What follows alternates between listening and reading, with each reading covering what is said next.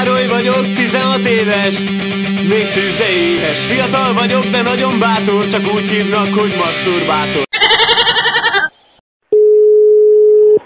Szia, Gyuri vagyok. A hirdetésre jelentkeznék. Fél óra 4000, 1 óra 8, ebben benne van a francia és a szex, de csak óvszerrel. Figyelj, azt megoldható, hogy addig ne fürdjél le. Mit csinálja? Ne fürdjél le.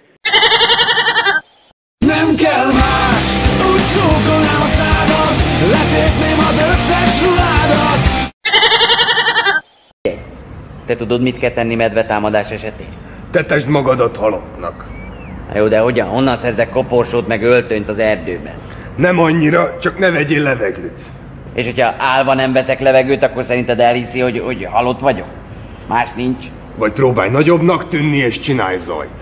Aj, de mivel csináljak zajt, hogyha éppen nincsen nálam, csak csendes dolog van nálam? Kiabálj valamit, miközben nagynak tűnsz. Na jó, figyelj. Csaj! De ijesztően.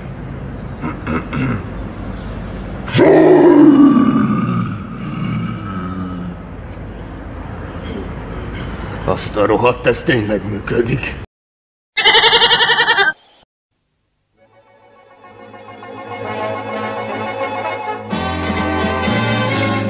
Magas hegyek mögött hol a tenger, pupikék, ott laknak ők a törpikék.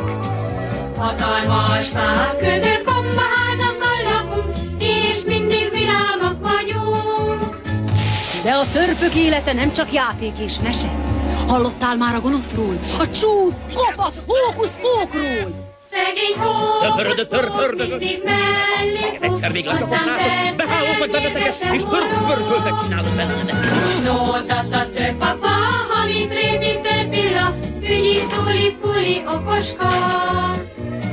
Mi vagyunk az icikék, mi vagyunk a picikék, a hupikék, törpékék.